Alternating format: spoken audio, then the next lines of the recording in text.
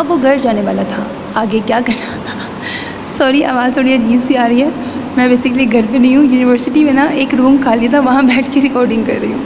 Free lectures تھے تو میں نے کہا چلو میں ریکارڈنگ کر لیتی ہوں، تو اگر تھوڑی سی عجیب آواز آئے آپ کو اور دنوں کی نسبت تو وہ اس لیے کہ یہاں بہت ہی خالی سی ہے تو آواز عجیب سی ہو رہی ہے۔ خیر سنو کی سنتے جاؤ بس۔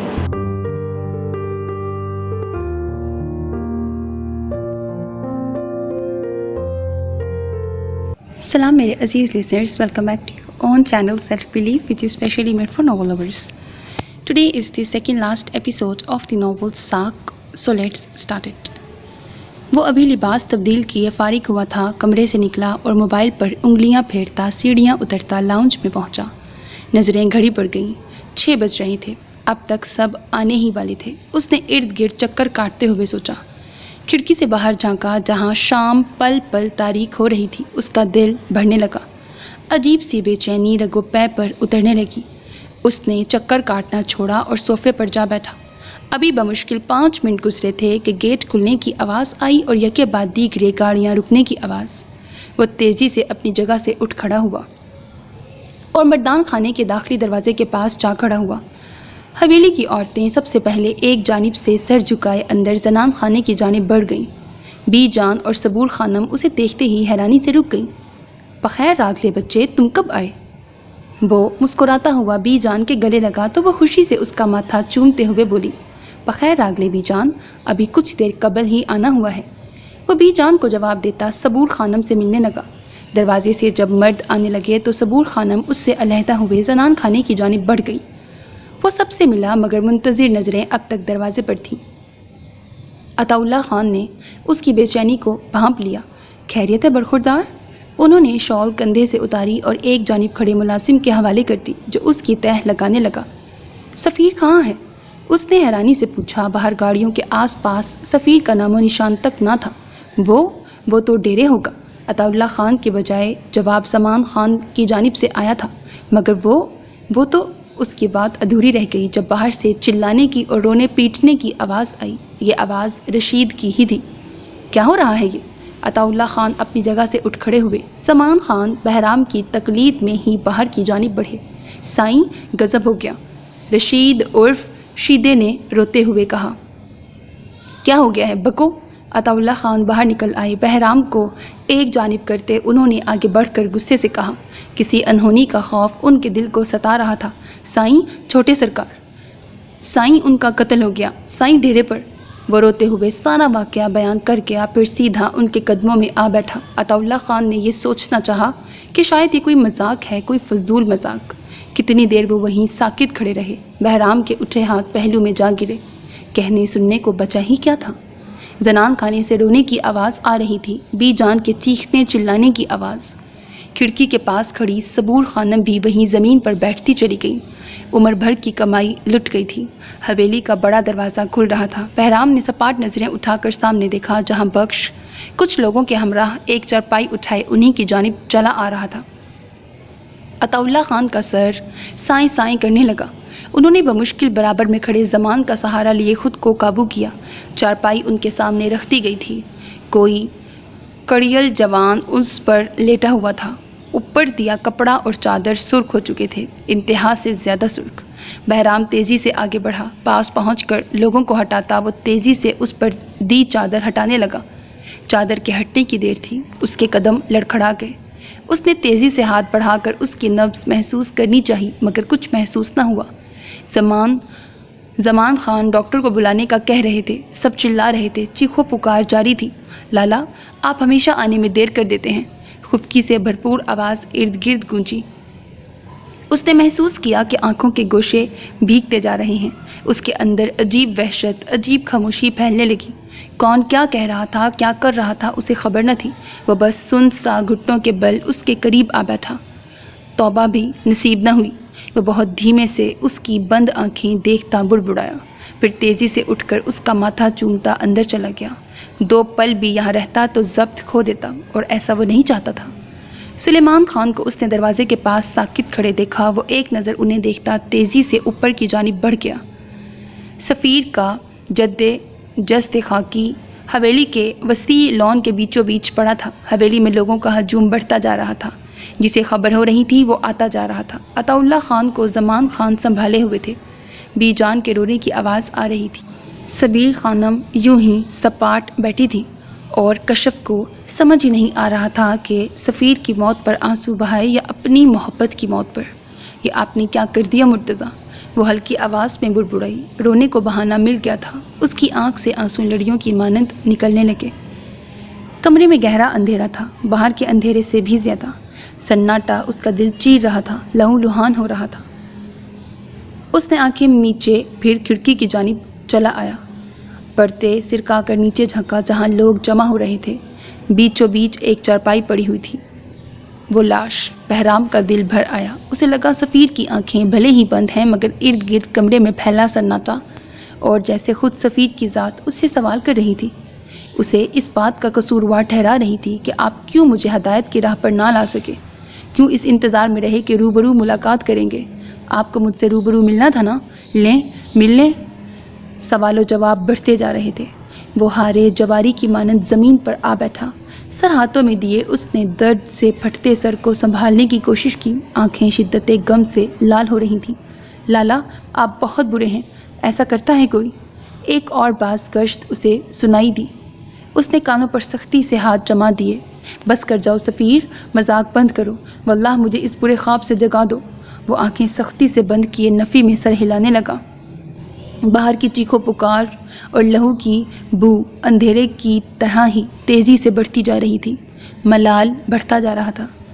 رات کے دوسرے پہر تک وہیں اپنے دوست کے ہاں رہا جس نے مہر و مروت سے اسے وہاں رکھا۔ اب وہ گھر جانے والا تھا، آگے کیا کرنا تھا؟ سوری آواز تھوڑی عجیب سی آ رہی ہے، میں بیسکلی گھر پہ نہیں ہوں، یونیورسٹی میں نا ایک روم خالی تھا، وہاں بیٹھ کے ریکارڈنگ کر رہی ہوں۔ فری لیکچرز تھے تو میں نے کہا چلو میں ریکارڈنگ کر لیتی ہوں، تو اگر تھوڑی سی عجیب آواز آئے آپ کو اور دنوں کی نسبت تو وہ اس لیے کہ یہاں بہت ہی خالی سی ہے تو آواز عجیب سی ہو رہی ہے۔ خیر سنو کی سنتے جاؤ بس۔ آگے کیا کرنا تھا، ساری حکمت عملی اب گھر جا کر ہی طے کرنی تھی۔ وہ اتنا بزدل نہ تھا کہ حالات سے بھاگ جاتا، اب جو ہوگا دیکھا جائے گا، لیکن وہ مزید روپوش نہیں رہے گا۔ اس نے اسی لمحے فیصلہ کیا اور دروازے تک پہنچا۔ وہ دروازہ بجا کر اپنے دوست کو بلانا چاہتا تھا، لیکن اس سے قبل کہ وہ دروازہ بجاتا اسے باہر سے دبی دبی سی آواز سنائی دی۔ میری بات سنو، دوست کی محبت میں اتنے پاگل نہ ہو، وہ ایک قاتل ہے، ہم نے اسے گھر میں جگہ دی ہے، ابھی اسے کسی طریقے سے یہیں روکو، کل صبح ہی حویلی والے اس کی تلاش میں آدمی دوڑا دیں گے، تب تم ان کے پاس جا کر اس کی ہمارے گھر موجودگی کی اطلاع دے دینا۔ اس طرح حویلی والے بھی خوش ہو کر انعام دیں گے، ہمارا بھلا ہی ہو جائے گا، اب سمجھے کہ نہیں؟ یہ آواز اس کے دوست کی بیوی کی تھی۔ وہ جانتا تھا، شاید وہ اس بات سے انجان تھی کہ وہ دروازے کے پاس کھڑا ان کی ہر بات سن رہا ہے، تبھی وہ بولتی جا رہی تھی۔ اب اس کا یہاں رہنا ہر صورت میں ناممکن تھا۔ اس کی نظر کھڑکی پر گئی، بغیر کچھ کہے وہ خاموشی سے کھڑکی کی جانب بڑھ گیا۔ دوست کی خاموشی اسے بہت کچھ باور کروا گئی تھی۔ اب حالات ہی ایسے تھے کہ دوست بھی ناقابل بھروسہ تھا۔ صبح آج بہت اداس، بہت ویران تھے۔ منڈیر پر بیٹھے کبوتر گردن جھکائے مایوس تھے۔ گلشیر ایک جانب برگد کے درخت تلے لپسیے خاموش بیٹھے تھے۔ وہ کل رات سے اب تک یوں ہی بیٹھے تھے، خاموش اور ساکت۔ زینی باڑے کی دیوار سے ٹیک لگائے کل والے لباس میں ہی ملبوس تھی، مگر اب بال سلجھا کر ان کی چوٹی بنا رکھی تھی۔ پوری رات جاگنے کے سبب لال ہوئی آنکھیں اپنی داستان آپ سنا رہی تھیں۔ کمر اور پھپھی ایک جانب بیٹھے تھے۔ پورے گھر میں سوگواری تھی، خاموشی تھی۔ پو پھوٹنے سے قبل ہی بخش سمیت کچھ آدمی ان کے گھر آن پہنچے۔ مرتضیٰ نے سب کو تسلی دی اور خاموشی سے ان کے ساتھ چل دیا تھا۔ اس کے جانے کے بعد سے اب تک سب لب سیے بیٹھے تھے۔ انہونی کا اندیشہ ان کے دلوں کو دھڑکا رہا تھا۔ آنے والا وقت کیا دکھانے والا تھا، اس سب سے وہ انجان تھے۔ کل تک وہ اتنی پرسکون زندگی گزار رہے تھے اور اب کیسا طوفان آ کھڑا تھا۔ زینی کی آنکھیں بھیگ رہی تھیں۔ اس کی وجہ سے اس کے گھر والوں کو کس عذاب سے دوچار ہونا پڑ رہا تھا، وہ ضبط کھو رہی تھی۔ نہ جانے لالا کا کیا ہوگا۔ سورج سروں پر آنے لگا، صبح ختم ہوتی ہوتی سپہر میں آ ڈھلی۔ کبوتر بھی جا چکے تھے، مگر سب اب تک بغیر کچھ کھائے پیے اپنی جگہوں پر بیٹھے تھے۔ دروازہ بجنے لگا تھا، جرگے کا بلاوا آ گیا تھا۔ گھٹنوں پر ہاتھ جمائے کھڑے ہوتے وہ جیسے ایک ہی رات میں بوڑھے ہو گئے تھے۔ حالات نے ان کی کمر توڑ دی تھی۔ دروازے سے باہر نکلنے سے قبل وہ رکے، پھر مڑ کے باڑے کی دیوار سے ٹیک لگائے بیٹھی زینی کے قریب آئے اور جھک کر اس کا ماتھا چوما۔ زینی نے حیرت سے سر اٹھا کر انہیں دیکھا، پوچھنا چاہتی تھی ایسا کیوں، پر پھر سمجھ آتے ہی چپ سی ہو گئی اور خاموشی سے زمین تکنے لگی۔ وہ اسے قربانی کے لیے تیار کرنے جا رہے تھے، جیسے کسی جانور کو قربان کرنے سے قبل بہلا پھسلا کر تیار کرتے ہیں۔ پھر گلشیر لڑکھڑاتے قدموں سے رومانہ کے پاس جا کھڑے ہوئے، مڑ کر شفقت اور ارمان بھری نظر زینی پر ڈالی جو ساکت بیٹھی تھی۔ ایک ہی حل ہے، بس ایک ہی، خور، بس تیار رہنا۔ پھر خاموشی سے چوکھٹ پار کر گئے۔ نظر فاصلے پر بیٹھے اپنے بیٹے اور پھر زینی پر گئی۔ کتنے ارمان اور حسرت پہ موت مر گئے تھے۔ زینی کی آنکھیں ساکت اور ایک ہی نقطے پر جمی ہوئی تھیں۔ اب کیا ہوگا؟ گاؤں کی رہنے والی وہ بچی کیا اس بات سے ناواقف تھی کہ سزا کے طور پر وہ بیٹیاں لے جاتے ہیں، اور اب یہی اس کے ساتھ ہوگا؟ وہ جانتی تھی۔ اس کی آنکھ سے آنسو بہنے لگے۔ ہر شے حتیٰ کہ موسم بھی اس کے ساتھ ہی افسردہ نظر آنے لگا۔ جرگہ آج کیا فیصلہ کرنے والا تھا، اس سے وہاں موجود چند لوگ بخوبی واقف تھے، جبکہ کچھ منتظر تھے کہ نہ جانے کیا فیصلہ ہونے والا ہے۔ دونوں فریقوں نے فیصلے کا اختیار جرگے کے معزز بزرگوں کو دیا۔ عطا اللہ خان اپنی کرسی پر کروفر سے بیٹھے تھے، اپنے غموں کو خود میں چھپائے وہ بھرم کا لبادہ اوڑھے ہوئے تھے۔ نظریں سنجیدگی اور نفرت سے سر اٹھائے کھڑے مرتضیٰ پر جمی ہوئی تھیں، جس کی ڈٹائی قابل ستائش تھی۔ اتنی بری طرح لہو لہان ہونے کے بعد بھی اس نے گردن جھکانا نہیں سیکھا تھا۔ چہرے پر جا بجا نیل پڑے ہوئے تھے۔ پھٹے کرتے کو دیکھ کر معلوم ہوتا تھا کہ اسے کوڑے لگائے گئے ہیں۔ بائیں آنکھ بھی سوجی ہوئی تھی۔ اس کی حالت دیکھے گاؤں کے لوگ ترحم آمیز انداز میں اسے دیکھ رہے تھے، مگر شاید اسے خود پر رحم ہی نہیں آتا تھا۔ ایک جانب کھڑا بخش بہت خوش تھا کہ آج صبح سے مرتضیٰ کو مارتے مارتے اسے عجیب راحت محسوس ہو رہی تھی۔ ساری احساس کمتری کہیں جا سوئی تھی اور اس نے جی بھر کر مرتضیٰ کو پیٹا تھا۔ سارے بدلے لے لینے کے بعد وہ خود کو بہت پرسکون محسوس کر رہا تھا۔ جھکے کندھوں سمیت لڑکھڑاتے گلشیر جب جرگے پہنچے تو بےتاب نظریں ارد گرد گھومتی مرتضیٰ پر آ رکی۔ اس کی حالت دیکھ کر دل کو دھچکا لگا اور عجیب تکلیف ہوئی۔ وہ دوڑ کر اس کے پاس جانا چاہتے تھے، مگر دو آدمی سامنے آ کھڑے ہوئے۔ انہوں نے بے بسی سے سر جھکا دیا۔ جرگے کا آغاز عطا اللہ خان کے بڑے پوتے اور سفیر خان کے بھائی بہرام خان کے آنے کے بعد ہونا تھا۔ زعیم اور سائم ایک جانب کھڑے تھے۔ سنجیدہ صورت لیے وہ خاموش تھے کہ وہ عطا اللہ خان کے بنائے قانون کی مخالفت نہیں کر سکتے تھے، مگر ان کی دلی نیک تمنائیں مرتضیٰ کے ساتھ تھیں، جسے بری طرح تشدد کا نشانہ بنایا گیا تھا۔ کیا تھا اگر اس سے سفیر کا قتل ہو گیا تھا؟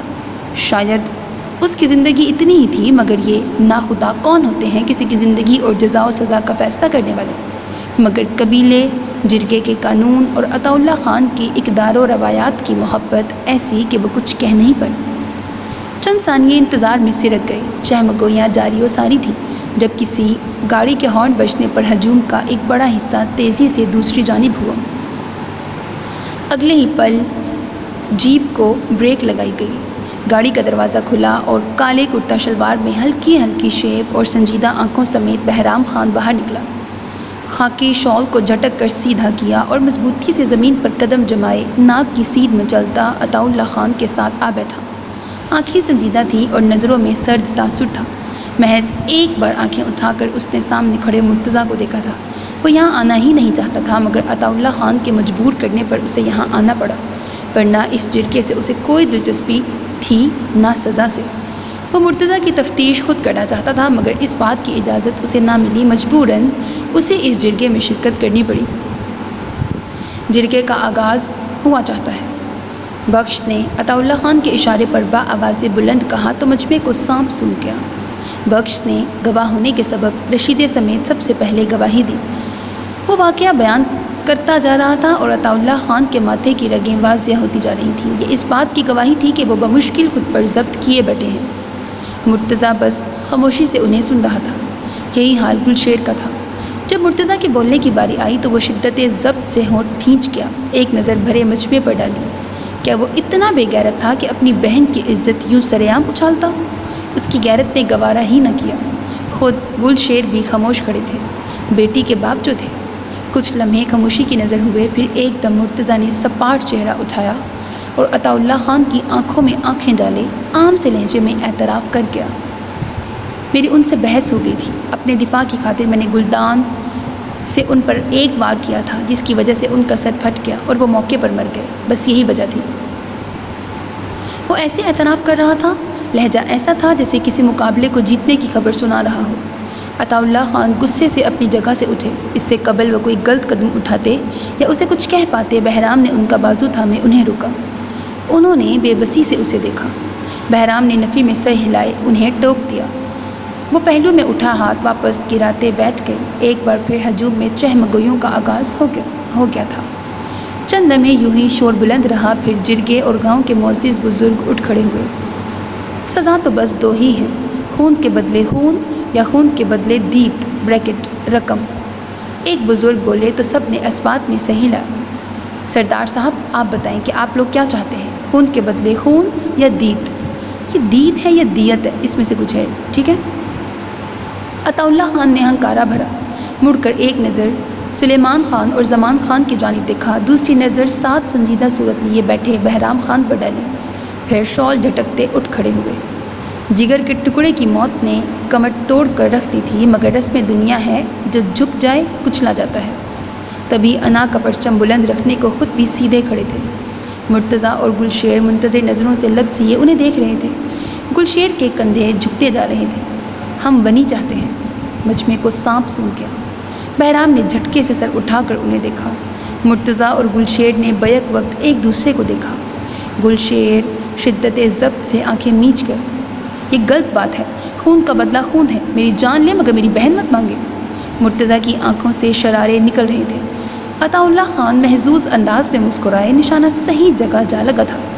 ان کا لخت جگر اگر مرا تو وہ بھی ان کے جگر کا ٹکڑا مانگ کر انہیں پل پل موت دیں گے۔ ہمیں بنی ہی چاہیے۔ سلیمان خان بھی اٹھ کھڑے ہوئے تھے۔ ان کی دیکھا دیکھی زمان خان بھی کھڑے ہو چکے تھے۔ بزرگوں نے ایک دوسرے کی جانب دیکھا، فیصلہ ہو چکا تھا۔ گلشیر کو حکم ملا تھا کہ بخش اور 2-3 آدمیوں کے ساتھ جا کر اپنی بیٹی کو لے آئے۔ مرتضیٰ کو چھوڑا گیا تو وہ تیزی سے گلشیر کی جانب بڑھا۔ لڑکھڑاتا گرتا پڑتا وہ ان کے پاس آیا، ان کے کندھے پر ہاتھ رکھے بے بسی سے انہیں دیکھا۔ ابا نہیں، اس نے نفی میں سر ہلایا۔ گلشیر کے آنسو ان کی داڑھی بھگونے لگے۔ صبا سے کیا ہر وعدہ انہیں ستا رہا تھا۔ صبا نے کہا تھا کہ کچھ بھی ہو جائے مرتضیٰ کو خود سے الگ مت کرنا۔ انہوں نے کانپتے ہاتھ اس کے سامنے جوڑ دیے۔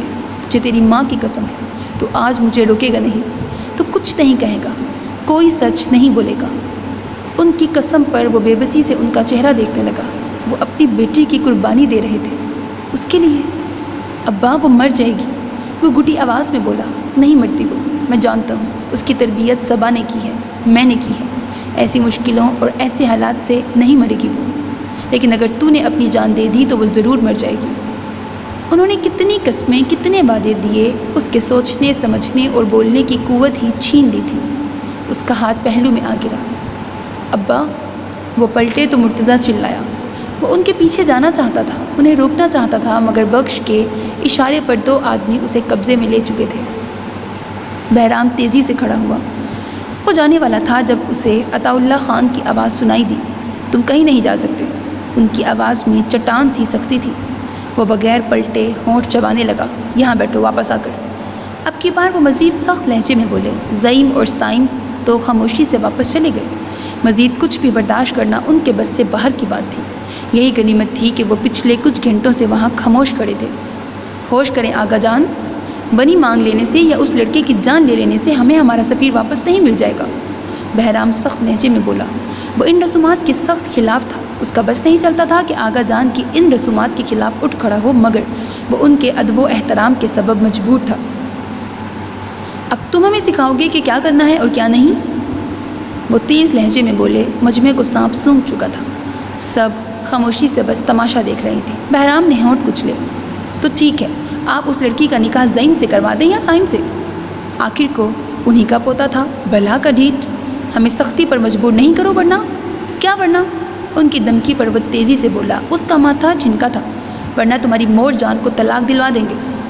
ان کی بات تھی یا کوئی لوہے کا گرم سلاخ جو سیدھا دل پر رکھا گیا تھا، جس نے بہرام خان کا وجود جلا ڈالا تھا؟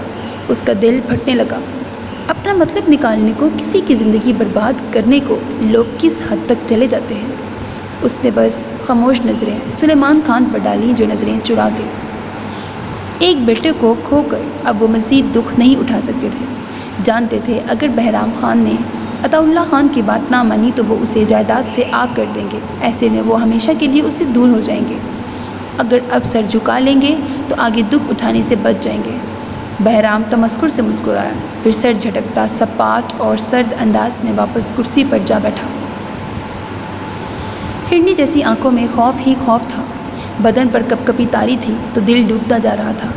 پھوپھی کہہ رہی تھی کہ کسی بھی وقت سائیں کے آدمی موت کا فرشتہ بنے آ سکتے ہیں۔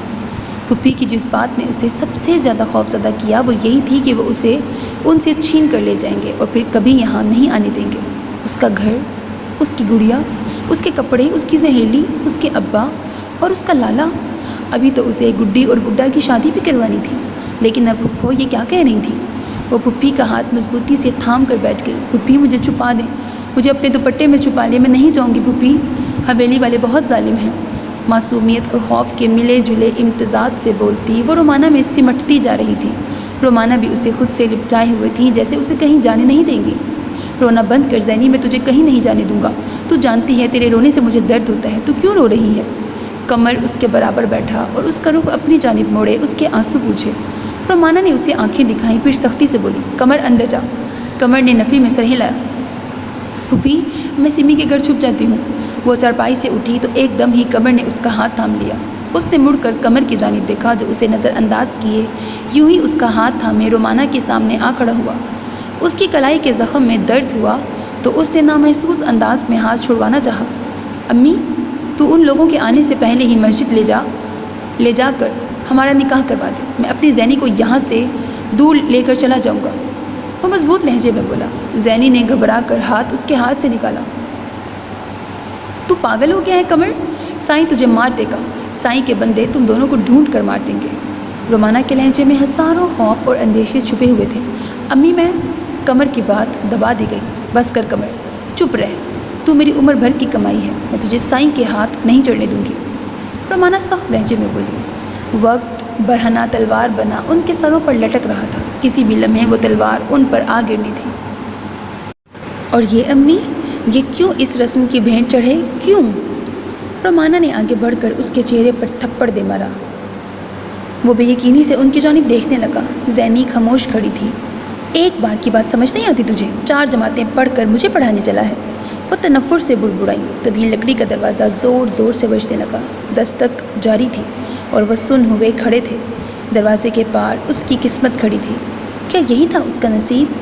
کس کے نام لکھی جانے والی تھی وہ آج؟ کہاں گئی اس کی وہ خوش نصیبی جس کی دعا اسے ملا کرتی تھی؟ کہاں جا سوئی تھی اس کی قسمت؟ رومانہ چادر لیے دروازہ کھولنے جا رہی تھی۔ وہ دھندلائی آنکھوں سے دروازے کی جانب دیکھ رہی تھی۔ اس کا لالا اسے بچا نہیں پایا، وہ اپنی زینی کو بچا نہیں سکا، اور اس کا ابا مجبور اور لاچار ہو گیا تھا۔ اس کا ابا اس کے سر پہ ہاتھ رکھے ہوئے تھا۔ اس کی پھپھی اسے کپڑے تبدیل کرنے کو کہہ رہی تھی۔ اسے یاد آیا اس کے کپڑوں پر تو خون لگا ہوا تھا۔ وہ پھپھی کے کہنے پر گوں مگوں کی کیفیت میں چلتی جا رہی تھی۔ قمر کے چلانے کی آواز آ رہی تھی اور اسے لگ رہا تھا جیسے قیامت آ گئی ہو۔ ہاں، غلطی اس نے کی تو سزا بھی وہی بھگتے، اس کے گھر والے نہیں۔ اس نے جی بھر کے اس گھر کو دیکھا جہاں 15 برس گزار دیے تھے، جہاں کے صحن میں اس کی شامیں گزریں، جہاں کی منڈیر پر کبوتر اس کے انتظار میں بیٹھے رہتے، وہ باڑا جہاں اس کا سونو اس کا انتظار کرتا۔ وہ خاموشی سے کمرے میں چلی گئی۔ کپڑے تبدیل کیے وہ باہر آئی تو پھپھی نے اسے ٹوپی برقع اڑا دیا۔ جرگے کے اتنے مردوں کے سامنے یوں چادر لے کر چلی جانا مناسب نہیں تھا۔ اس نے پھپھی کی جانب دیکھا۔ جالیوں کے پیچھے وہ ہرنی جیسی آنکھیں چھپ گئی تھیں۔ پھپھی، میں اپنی گڑیا لے جاؤں، میں اس سے باتیں کر لیا کروں گی، وہ معصومیت سے بولی تو رومانہ نے چہرہ موڑے آنسو چھپا لیے۔ یہ تو چھوٹی دنیا تھی نہ زینی، چھوٹا گھر، یہاں تو تجھے دل بہلانے کو گڑیا کی ضرورت ہوتی تھی، مگر وہ بڑی دنیا ہے، وہاں ایسی چیزوں کی ضرورت نہیں ہوگی، وہاں کے لوگ ظالم ہوں گے، پر تو کوشش کرنا کہ بے حس بن جائے، ایسے کہ کوئی غم کوئی مار تجھے مار ہی نہ لگے۔ تو ہمیں معاف کر دینا، اپنے ابا کو بھی معاف کر دینا اور اپنے لالا کو بھی۔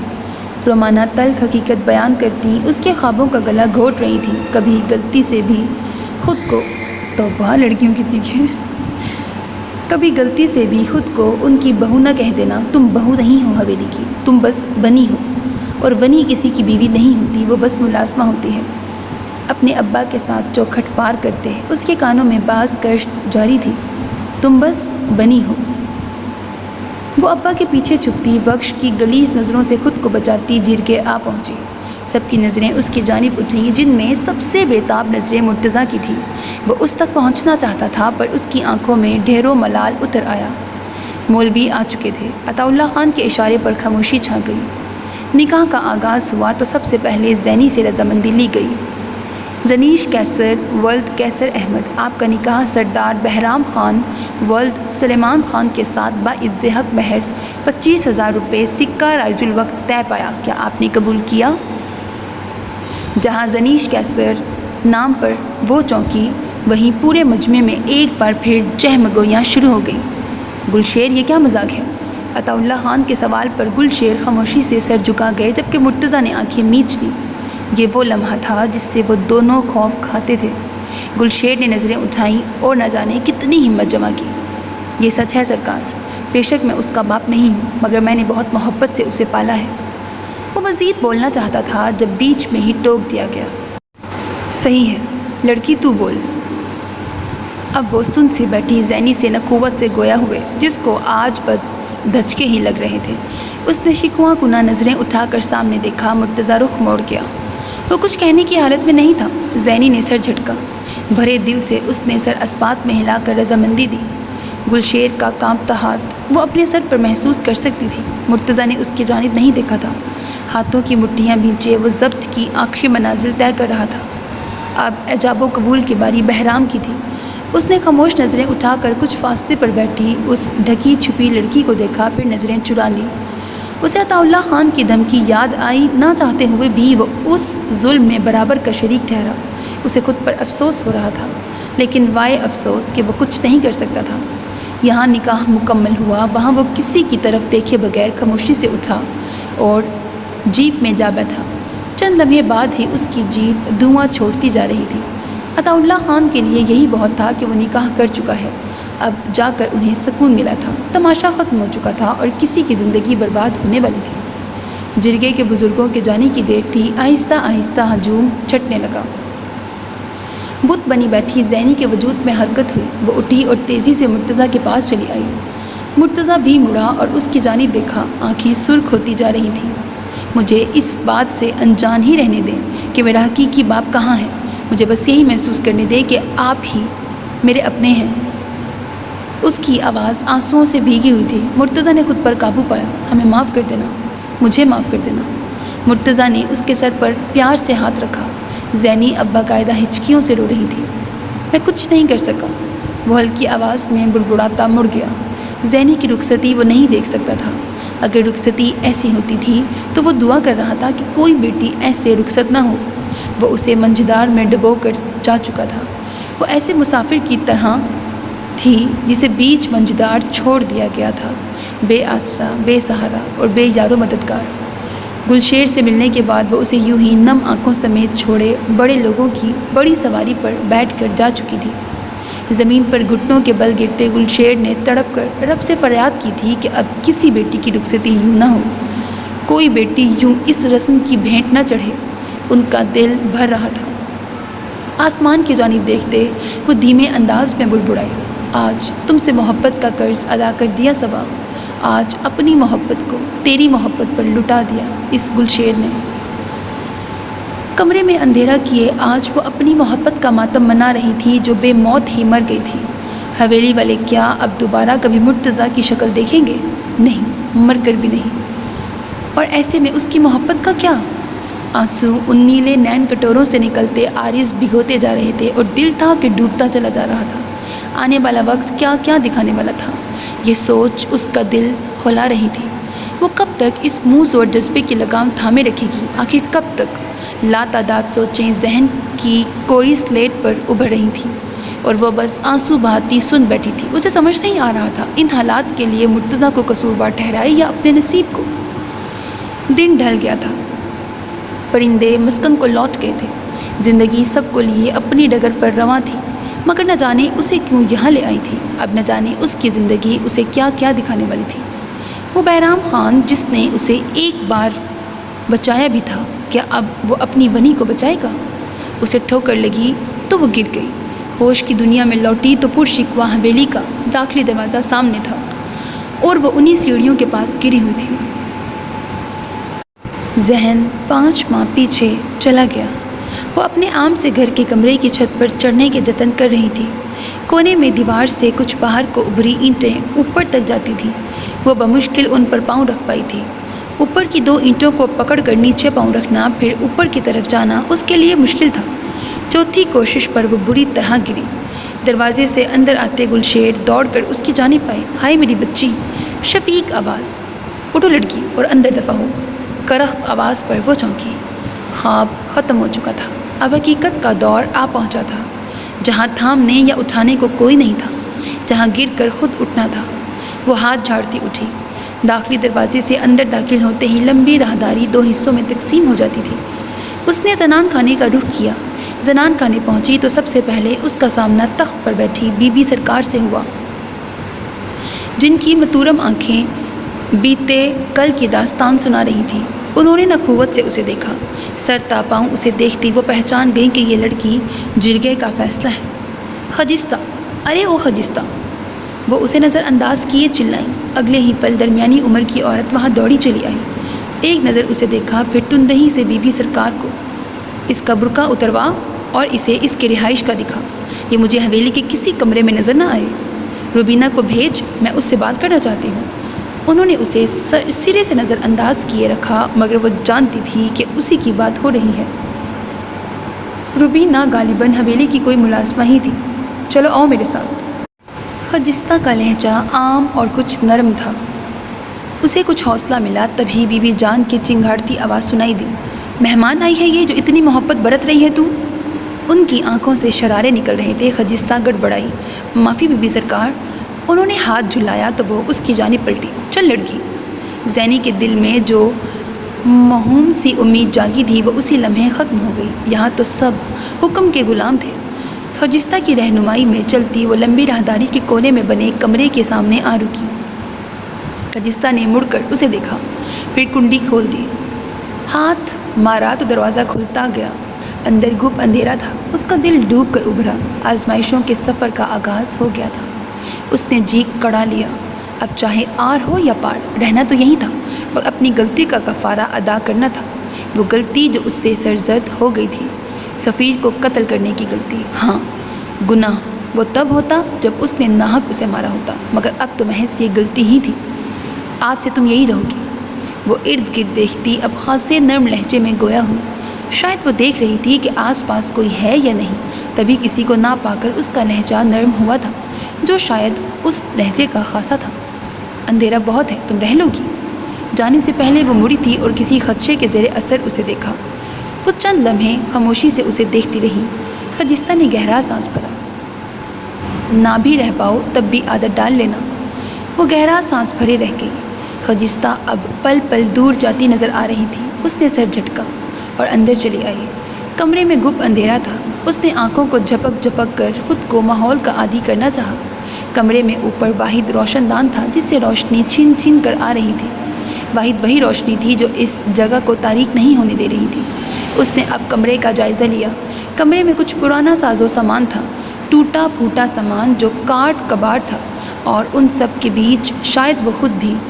اس نے برقع اتارا اور ایک ٹوٹی کرسی پر رکھ دیا، گلے میں ڈالا بڑا سا دوپٹہ اتار کر سر پر لیا۔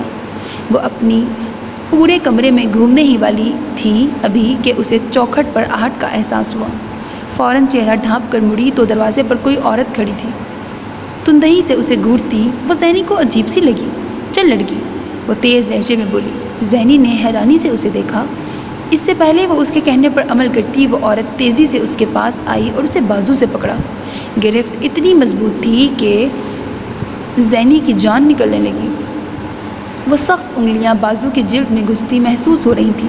وہ سسکی، مگر شاید وہ عورت بے حس تھی۔ اسے بازو سے پکڑے ہی گھسیٹتی باہر نکلی۔ زینی کے صبر کی انتہا ہو گئی۔ اس نے خود کو چھڑوانے کی بھرپور کوشش کی۔ جب کوشش ناکام ہوتی نظر آئی تو جھک کر روبینہ کے بازو میں دانت گاڑ دیے۔ نقاب اتر گیا تھا۔ دوسری جانب روبینہ بلبلا کر دور ہٹی، پھر بازو کی سرخ ہوتی جلد کو مسلنے لگی۔ منحوس؟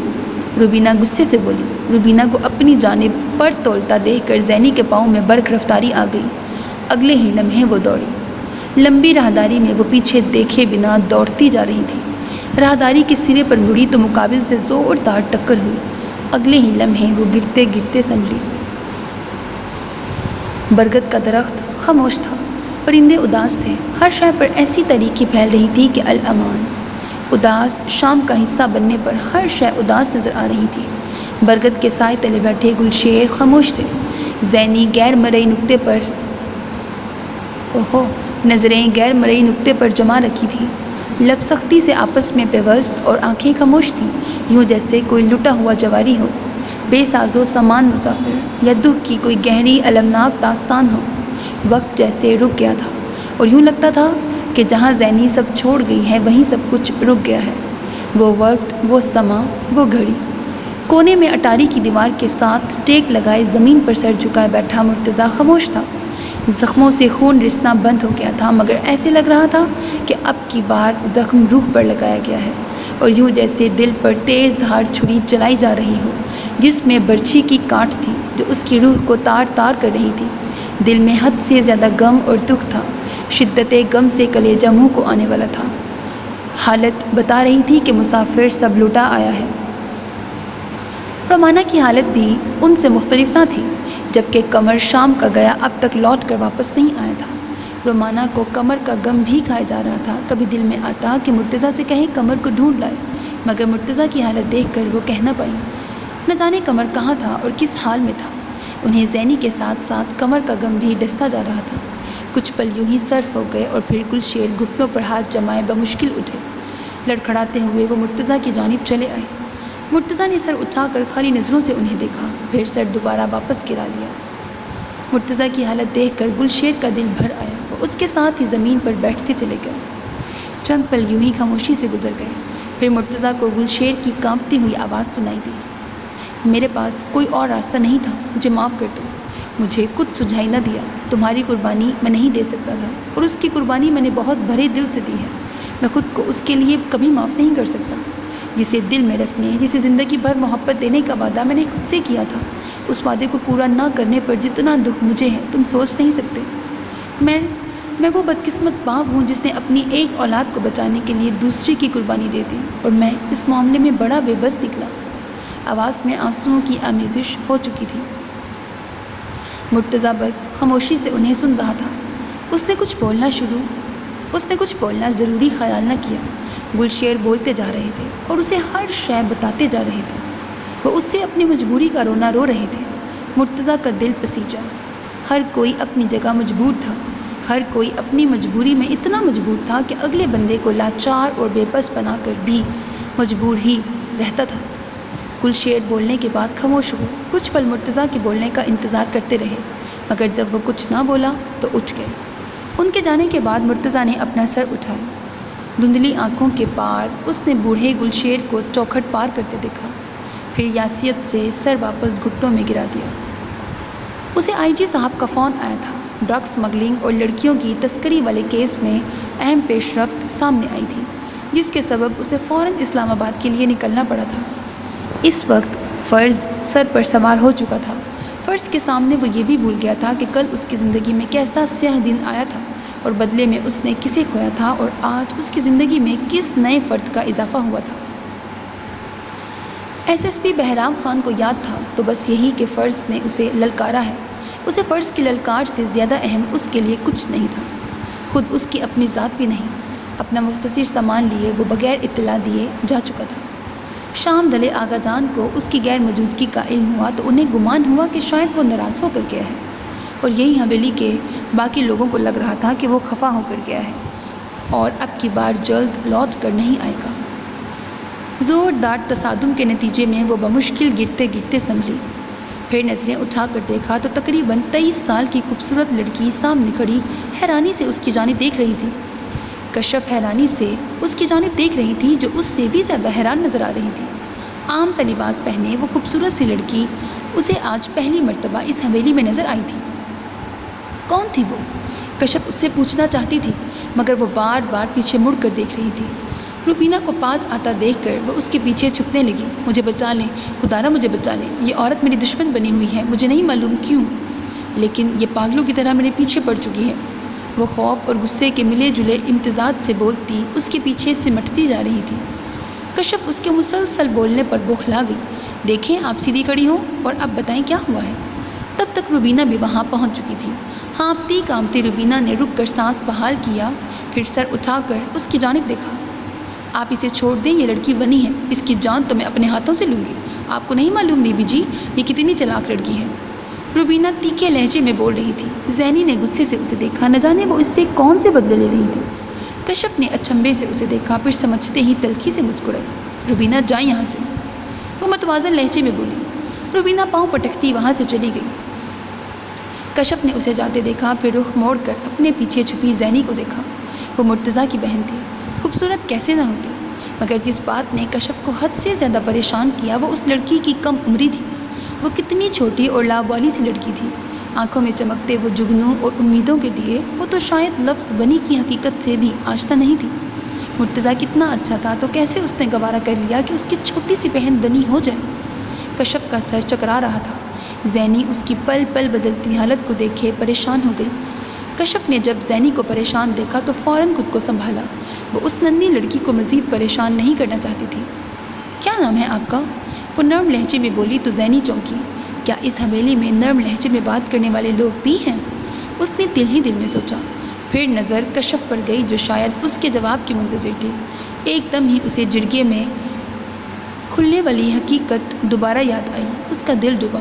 میرا نام زنیش ہے، پیار سے سب زینی کہتے ہیں۔ کشف کے چہرے پر ہلکی سی مسکراہٹ آئی۔ مرتضیٰ بھی آپ کو یہی بولتے ہیں؟ زینی نے گہرا سانس بھرا، پھر نم آنکھیں صاف کی۔ مرتضیٰ کے ذکر پر گھر یاد آ گیا تھا۔ وہ اس حویلی میں آ تو گئی تھی مگر یہاں سب کے دل تاریک تھے۔ وہ پیار سے گڑیا اور عام انداز میں زینی ہی کہتے تھے۔ کشف چند پل خاموشی سے اسے دیکھتی رہی، پھر سر جھٹکا۔ کیا عمر ہے آپ کی؟ میں کچھ دن تک 16 برس کی ہو جاؤں گی۔ اس بات پر وہ یوں چوڑی ہوئی جیسے کچھ روز بعد 16 کی نہیں 20 کی ہونے والی ہے۔ کشف کو اس کے معصوم انداز پر جہاں ہنسی آئی وہاں اس کی کم عمری نے پریشان کیا۔ وہ لاؤبالی سی لڑکی کتنی شوق اور چنچل تھی، کیا حویلی والے اسے ایسا ہی رہنے دیں گے؟ کشف نے دکھ سے سوچا، پھر گہرا سانس خارج کیا۔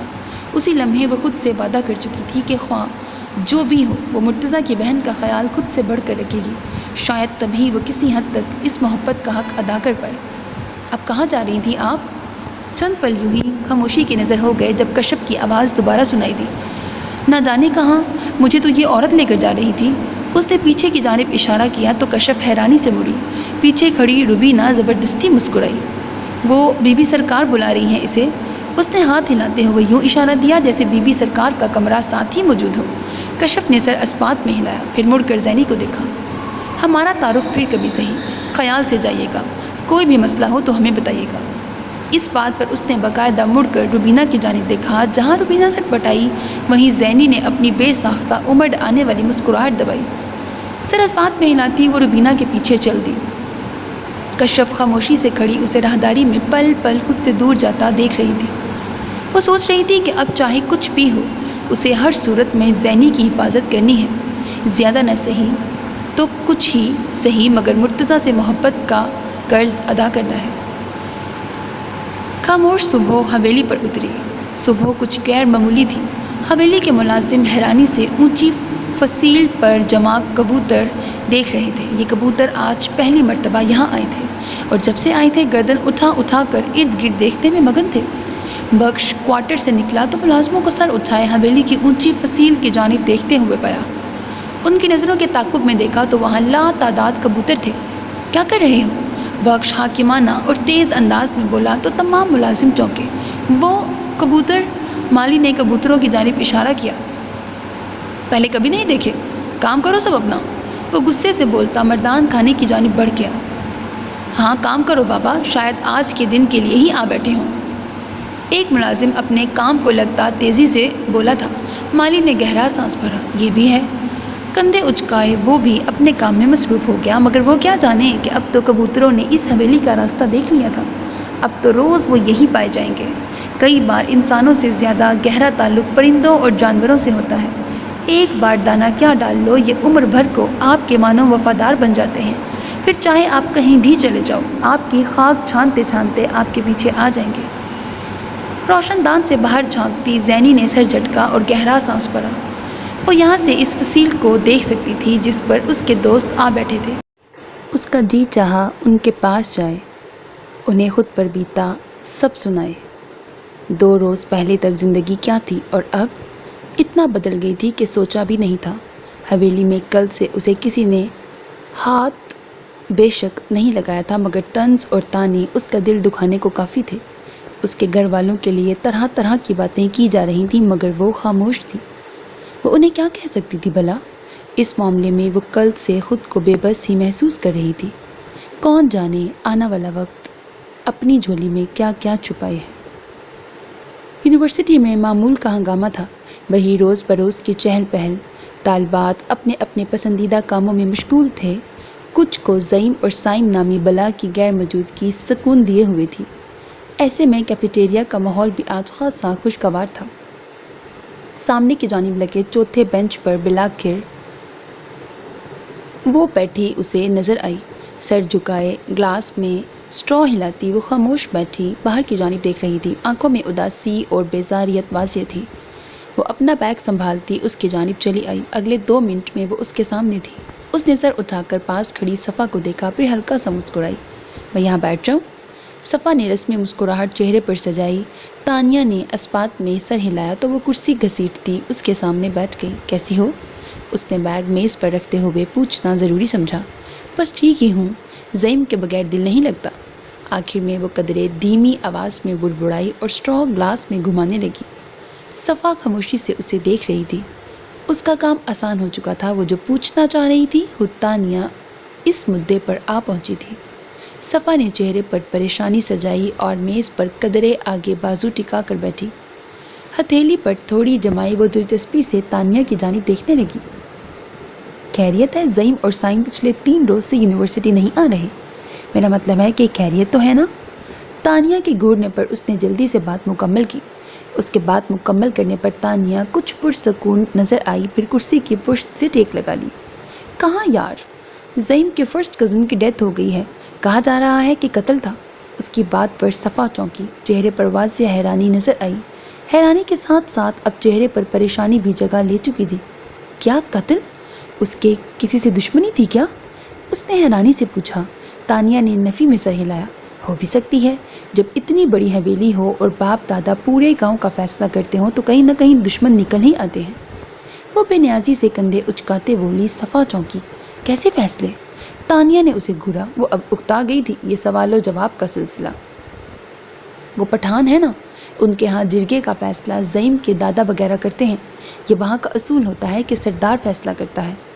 تانیہ نے بات مکمل کی، پھر مزید کسی سوال سے بچنے کو خود ہی اس جگہ سے اٹھی، بیگ سنبھالا اور باہر کو چل دی۔ صفا خاموشی سے اس کی پشت تک رہی تھی۔ وہ پٹھان لگتے تو نہیں تھے، پھر کیسے؟ صفا نے انہیں ہمیشہ شرٹ پینٹ میں دیکھا تھا، خود کو شہر کے حلیے میں ڈھالے وہ کہیں سے پٹھان نہیں لگتے تھے۔ وہ ان کے لہجے بھی عام تھے، یعنی ہماری ذات پات میں کتنا فرق ہے؟ اس نے دل ہی دل میں سوچا، پھر کانوں کو ہاتھ لگایا۔ چہرہ خفت سے سرخ ہو رہا تھا۔ توبہ، یہ میں کیا سوچ رہی ہوں؟ گال ہاتھوں سے تھپ تھپاتی وہ تیزی سے بیگ سنبھالتی وہاں سے اٹھی۔ مروہ اسے ڈھونڈ رہی تھی۔ عین ممکن تھا کہ اسے نہ پا کر شاید رو بھی رہی ہو۔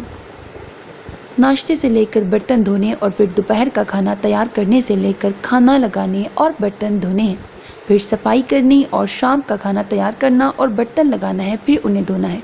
غرض ہر کام کی ذمہ داری جیسے زینی کو ہی سونپ دی گئی تھی۔ زینی کو یوں لگ رہا تھا جیسے ساری حویلی کا کام اسے سونپ دیا گیا ہو۔ اوپر سے روبینہ ایسے اس پر حکم چلا رہی تھی جیسے مالکن بی بی سرکار نہیں، وہ خود ہے۔ کشف اس معاملے میں بے بس تھی۔ وہ اسے مار پیٹ اور ڈانٹ ڈپٹ سے بچا سکتی تھی، مگر وہ اسے اس طرف سے بچا نہیں سکتی تھی۔ کیونکہ اگر وہ ایسا کرتی تو اسے بی بی جان کی جانب سے سختی کا سامنا کرنا پڑتا، اور ایسا وہ نہیں چاہتی تھی کہ جو تھوڑا بہت اسے مار سے بچانے کا موقع ہے وہ بھی ہاتھ سے کما دے۔ زینی چونکہ یہ تمام کام کرنے کی عادی تھی، اسی لیے اسے کوئی مشکل پیش نہیں آ رہی تھی، مگر اتنے لوگوں کا کھانا تیار کرنا اور اپنے برتن دھونا اس کے لیے مشکل تھا۔ بڑے بڑے پتیلوں میں چمچے ہلا ہلا کر اس کے ہاتھوں پر چھالے پڑنے لگے تھے، اور سارا دن کھڑے رہنے کے باعث پاؤں پر آبلے پڑ رہے تھے، رنگت بھی زرد پڑتی جا رہی تھی۔ 4 دن سے بلا ناغہ کام کرنے اور چند گھنٹوں کا آرام لینے کے باعث اسے پورے جسم میں شدید درد محسوس ہو رہا تھا، مگر وہ اپنی حالت بتاتی بھی تو کسے۔ اس وقت بھی وہ درد سے چور ہوتے بدن سمیت رسوئی میں کھڑی تھی۔ آج گوشت تیار کیا جا رہا تھا۔ روبینہ رسوئی میں نہیں تھی، تبھی خجستہ اس کی مدد کر رہی تھی، ورنہ روبینہ کی موجودگی میں ایسا کرنا ممکن نہیں تھا۔ ان 4 دنوں میں اس نے خجستہ کا رویہ اپنے ساتھ بہت ہی بھلا پایا، اور روبینہ اس سے ایسے کام لیتی ہیں جیسے وہ روبینہ کی زر خرید ملازمہ ہو۔ خجستہ سمیت حویلی کے باقی لوگ جتنا حیران ہوتے کم تھا۔ وہ اتنی کم عمر میں بھی ہر کام نفاست سے کرنا جانتی تھی، اور اس کے ہاتھ میں ذائقہ بھی تھا۔ بی بی جان نے بہت کوشش کی کہ اس کے پکائے کھانے میں کوئی نقص نکال سکے، مگر ایسا نہ کر پائیں۔ دوسری جانب روبینہ کے سر پر لگی تلموں پر بجھی تھی۔ اس سے یہ بات ہضم ہی نہیں ہو پا رہی تھی کہ کل کی آئی لڑکی جو کہ بنی تھی وہ ملازمہ سے بہتر کھانا پکا رہی تھی۔ روبینہ کو اپنی نوکری خطرے میں جاتی محسوس ہونے لگی۔ جب زینی کھانا لگانے میز پر گئی تو روبینہ خاموشی سے رسوئی میں داخل ہوئی۔ رسوئی میں اس وقت کوئی نہ تھا۔ وہ چولہے کے پاس آئی، ارد گرد دیکھا، پھر چولہے پر بڑے پتیلے کا ڈھکن ہٹایا۔ گوشت کی اشتہا انگیز خوشبو پوری رسوئی میں پھیلی ہوئی تھی، اور ڈھکن ہٹانے کی دیر تھی گوشت کی دل فریب خوشبو اس کے ناک کے نتنوں سے ٹکرائی۔ اس نے سر جھٹکا، پھر رسوئی کے دروازے کی جانب دیکھا، کہیں کوئی آ ہی نہ جائے۔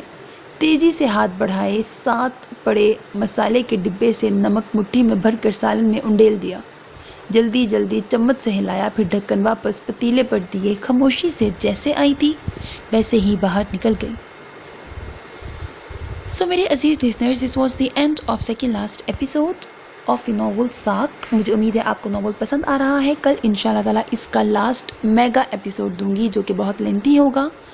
اپنی رائے ضرور دیا کریں۔ میری کاوش، میری محنت آپ کو پسند آتی ہے تو اسے سراہتے ہوئے اگر میرے چینل کو سبسکرائب نہیں کیا تو اس کو ضرور سبسکرائب کر لیں، بیل آئیکن پریس کر لیں، ویڈیوز کو لائک کرنا، کمنٹ سیکشن میں کمنٹس کرنا مت بھولا کریں، because that's how you can encourage me. اپنا بہت خیال رکھیے گا، نیک تمناؤں کے ساتھ اللہ حافظ، and again don't forget to subscribe to my channel because that's how you can encourage me.